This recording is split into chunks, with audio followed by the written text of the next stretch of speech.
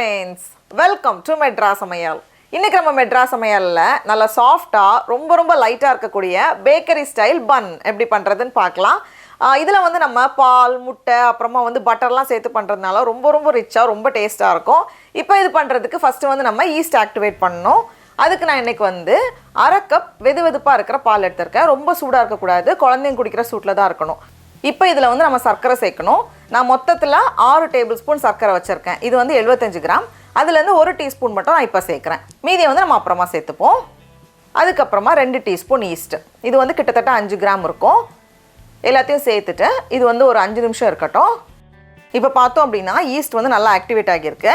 இந்த ஸ்டேஜில் நம்ம வந்து முட்டை சேர்க்க போகிறோம். நான் இன்றைக்கி வந்து 2 முட்டை எடுத்திருக்கேன். பெரிய சைஸ் முட்டையில் 2. நம்ம வந்து முட்டையை அளந்து பார்க்கும்போது நமக்கு வந்து 1/2 கப் முட்டை இருக்கிற மாதிரி பார்த்துக்கோங்க. சேர்த்துட்டு நல்லா கலந்தாச்சு. இப்போ இதில் வந்து நம்ம மைதா மாவு சேர்க்க போகிறோம். 3 கப் மைதா மாவு. இது வந்து 375 கிராம். இப்போ இது கூடவே நம்ம 6 டேபிள் ஸ்பூன் சர்க்கரை வச்சுருந்தோம். அதில் 1 டீஸ்பூன் ஃபஸ்ட்டு நம்ம சேர்த்தோம். மீதி இருக்கிற சர்க்கரை நம்ம இப்போ சேர்த்துடலாம். கூடவே 1/2 டீஸ்பூன் உப்பு எல்லாத்தையும் சேர்த்துட்டு ஃபஸ்ட்டு வந்து இதை நம்ம கலந்து விட்டுடலாம். இது வந்து கொஞ்சம் தண்ணியாக கொஞ்சம் ஸ்டிக்கியாக இருக்கிற மாதிரி தான் இருக்கும். அதனால் ஃபஸ்ட்டு வந்து ஒரு ஸ்பூனோ இல்லை வந்து ஏதாவது ஒரு கரண்டியோட பின்னாடி பக்கம் வச்சு நம்ம கலந்துட்டு அதுக்கப்புறமா நம்ம வந்து மிக்ஸ் பண்ண ஆரம்பிக்கலாம். இந்த பன்னுக்கு மாவு வந்து கொஞ்சம் தண்ணியாக தான் இருக்கணும். நல்லா ஸ்டிக்கியாக இருக்கிற மாதிரி தான் இருக்கும். அப்போ தான் வந்து நமக்கு அந்த பன்னெல்லாம் நல்லா சாஃப்டாக இருக்கும். ரொம்ப திக்காக மாவு நம்ம கலந்து வச்சிட்டோம் அப்படின்னா அந்த பன் வந்து ரொம்ப ஹார்டாக இருக்கும். இப்போ இதை வந்து ஒரு ஒர்க் சர்ஃபேஸில் மாற்றிட்டு இதை வந்து நம்ம வந்து பிசைய ஆரம்பிக்கலாம். ஒரு 8 நிமிஷம் போல் நம்ம வந்து கை வச்சு நல்லா அதை ஸ்ட்ரெச் பண்ணி நம்ம வந்து மிக்ஸ் பண்ணும்போது தான் அந்த க்ளூட்டன்லாம் ஃபார்ம் ஆகி நமக்கு வந்து நல்லா சாஃப்டாக வரும் நமக்கு. இப்போ இந்த ஸ்டேஜில் நம்ம வந்து வெண்ணெய் சேர்க்க ஆரம்பிக்கலாம்.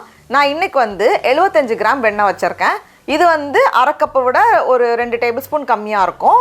நம்ம வந்து அன்சால்டட் பட்டர் தான் யூஸ் பண்ணணும்.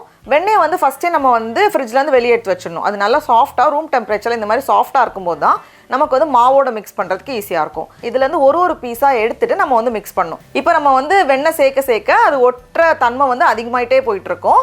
கொஞ்சம் கையில் ஒட்டுற மாதிரி இருக்குது அப்படின்ட்டு எக்ஸ்ட்ரா மாவு சேர்த்துறாதீங்க. நமக்கு வந்து கொஞ்சம் ஒட்டிட்டு தான் இருக்கணும். இப்போ நான் வந்து கடைசி டேபிள் ஸ்பூன் பட்டர் சேர்த்துருக்கேன். சேர்த்துட்டு நம்ம மிக்ஸ் பண்ணிவிட்டு அப்படியே எல்லாத்தையும் சேர்த்து நம்ம கேதர் பண்ணிடலாம். பாருங்களேன் எவ்வளோ நல்லா சாஃப்டாக இருக்கணும். இந்த அளவுக்கு சாஃப்டாக இருக்கணும். ஒரு வேளை ஹார்டாக இருந்துச்சு திக்காக இருந்துச்சுன்னா இன்னும் கொஞ்சம் பால் அப்படி இல்லைனா தண்ணி சேர்த்து அதை வந்து கொஞ்சம் சாஃப்ட் ஆக்கிக்கோங்க. நமக்கு நல்லா சாஃப்டாக தான் இருக்கணும். இப்போ பார்த்தோம் அப்படின்னா கையில் ஒட்டாது. ஃபஸ்ட் எவ்வளோ ஸ்டிக்கியாக இருந்துச்சுல நம்ம வந்து அதை மிக்ஸ் பண்ண நம்ம கையில் ஒட்டாமல் வரும். இந்த மாதிரி வந்ததும் இதை வந்து ஒரு பவுலில் கொஞ்சம் எண்ணெய் தடவிட்டு உள்ளே வச்சிடலாம். வச்சுட்டு இதை வந்து லேசாக ஒரு ஈரமான துணி போட்டு நம்ம மூடி வச்சிடலாம். இனி இதை வந்து நம்ம ப்ரூஃப் பண்ணணும். வெயில் காலத்தில் வந்து கொஞ்சம் சீக்கிரமாக ரெடி ஆகிரும். குளிர்காலத்தில் வந்து கொஞ்சம் டைம் எடுக்கும். அது வந்து அப்படி டபுள் ஆகி வரது வரைக்கும் நம்ம வந்து அதை புளிக்க வைக்கணும். ரொம்ப ஓவராக புளிச்சிடக்கூடாது. ரொம்ப நேரம் வச்சிடாதீங்க. ஒரு 1.5 to 1.25 மணி நேரம் போல் ஆகும். நான் வந்து ஒரு 1.5 மணி நேரம் போல் அப்படியே வச்சுருந்தேன். அது பார்க்கும்போது பாருங்கள் அப்படியே நல்லா வந்து பெருசாக 2 மடங்கு ஆகியிருக்கு. இப்போ வழக்கம் போல் ஒரு டிஷ்ஷும் கொடுத்துட்டு உள்ளே இருக்கிற ஏர் எல்லாம் வெளியே வந்து நம்ம ரிலீஸ் பண்ணி விட்டுடலாம். அது நமக்கு பார்த்தாலே தெரியும் நல்லா சாஃப்டாக கையில் இப்போ இந்த ஸ்டேஜ்லலாம் கையிலவே ஒட்டாது. அந்த மாதிரி இருக்கும். இது வந்து நமக்கு பெரிய சைஸ் பன்னாக பண்ணுறீங்கன்னா 8ஆக பிரிச்சுக்கோங்க. நான் வந்து 8ஆக பிரிக்கிறேன். சின்ன சைஸ்னால் ஓரளவுக்கு மீடியம் சைஸ்னால் நம்ம வந்து 10ஆக பிரிச்சுக்கலாம். இனி இதை வந்து நம்ம நல்லா ஸ்மூத்தாக உருட்டி வைக்கணும். உள்ளே வந்து அந்த காற்று மாதிரி இருந்துச்சுன்னா அந்த பாக்கெட்ஸ்லாம் உடச்சி விட்டுட்டு நம்ம வந்து நல்லா ரோல் பண்ணிடணும். பாருங்கள் இந்த மாதிரி நல்லா அதை வந்து ரோல் பண்ணிவிட்டு இங்கே நல்லா டைட்டாக அழுத்திக்கோங்க. அழுத்திட்டு நம்ம கைக்கு நடுவில் வச்சுட்டு இந்த மாதிரி பண்ணும்போது நல்லா ஸ்மூத்தாக எந்த விரிசலும் இல்லாமல் அழகாக வந்துடும். நமக்கு நல்லா ஸ்மூத்தாக இருக்கணும். இந்த மாதிரி நான் வந்து 8 இதையும் ரெடி பண்ணி வச்சுருக்கேன். நிறைய கேப் விட்டுக்கோங்க. ஏன்னா இது வந்து இன்னும் கொஞ்சம் பெருசாகி வரும்ல, அதனால கொஞ்சம் கேப் விட்டு வச்சுக்கோங்க. இப்போ இதை வந்து நம்ம மறுபடியும் மூடி வச்சுட்டு செகண்ட் டைம் ப்ரூஃப் பண்ண போகிறோம். இது வந்து ஒரு 45 நிமிஷத்துலேருந்து 60 நிமிஷம் போல் எடுக்கலாம். நம்மளோட வெதரை பொறுத்து இருக்குது. நான் வந்து ஒரு 60 நிமிஷம் வச்சுருந்தேன். இப்போ பார்க்கும்போது பாருங்கள் எவ்வளோ நல்லா சாஃப்டாக அப்படியே வந்து மறுபடியும் டபுள் ஆகி வந்திருக்கு. இந்த ஸ்டேஜ் வரணும். இது ரொம்ப முக்கியம். இப்போ இதில் வந்து கொஞ்சம் முட்டை, ஒரு 2 டேபிள் ஸ்பூன் போல் முட்டை, கூடவே ஒரு 2 டேபிள் ஸ்பூன் அளவுக்கு பால், ரெண்டையும் சேர்த்து நல்லா கலந்து வச்சுருக்கேன்.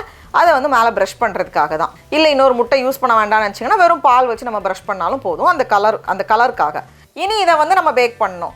அவனை வந்து 350 டிகிரி ஃபாரன்ஹீட், அதாவது 175 டிகிரி செல்சியஸ்க்கு ப்ரீ ஹீட் பண்ணிவிட்டு உள்ளே வச்சுக்கோங்க. சில அவன் வந்து நம்ம பேக் பண்ணி எடுத்ததுக்கு அப்புறமா கொஞ்சம் ட்ரை ஆன மாதிரி இருக்கும். ஏன்னா அந்த மாய்ஸ்சர்லாம் ரிமூவ் பண்ணுறதுனால நமக்கு வந்து கொஞ்சம் ட்ரை ஆகிற மாதிரி இருக்கலாம்.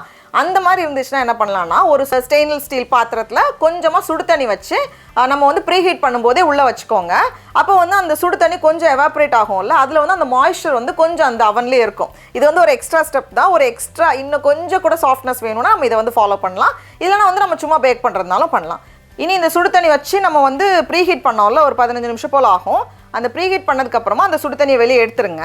எடுத்ததுக்கப்புறமா நம்ம ப்ரூஃப் பண்ணி ரெடியாக வச்சுருக்கக்கூடிய பன்னெல்லாம் வந்து நம்ம பேக் பண்ணணும். நம்ம வந்து ஓவர் பேக் பண்ணிட்டோம்னாலுமே வந்து பன் வந்து ஹார்ட் ஆயிரும். அதனால வந்து வெளியே ஒரு கோல்டன் ப்ரௌன், லேசான ஒரு கோல்டன் ப்ரௌன் கலர் வந்ததும் நம்ம வெளியே எடுத்துடலாம். பண்ணோம் கிட்டத்தட்ட வந்து ஒரு 17லேருந்து 18 நிமிஷம் போல் ஆகும். வெளியே எடுத்ததுமே அது வந்து சூடாக இருக்கும்போதே கொஞ்சம் பட்டர் வந்து தாராளமாக தடவி வச்சுக்கோங்க. கொஞ்சம் இந்த மாதிரி தடவி வைக்கும்போது அது ட்ரை ஆகாது.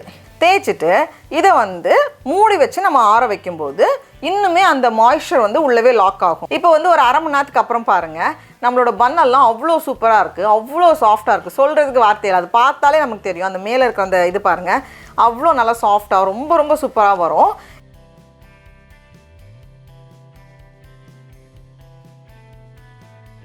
டடா, அவ்வளோதான், நம்மளோட சூப்பரான பன்னெல்லாம் ரெடியாக இருக்குது. இது வந்து கடைசி ஸ்டெப் என்னென்னா, நம்ம ஆறுனதுக்கு அப்புறமா இந்த மாதிரி ஒரு ஜிப்லாக் கவர் இல்லை ஏதாவது போட்டு நம்ம மூடி வைக்கணும். அப்போ தான் வந்து காற்று போகாமல் மூடி வைக்கும்போது தான் நமக்கு வந்து அந்த சாஃப்ட்னஸ் வந்து அப்படியே மெயின்டைன் ஆகும். ஏன்னா நம்ம கடையில் வாங்கக்கூடிய பிரெட் கூட நம்ம வெளியே வைக்கும்போது அது ட்ரை ஆகும்ல, அது வந்து ட்ரை ஆகாமல் இருக்கிறதுக்கு நம்ம இந்த மாதிரி பண்ணணும்.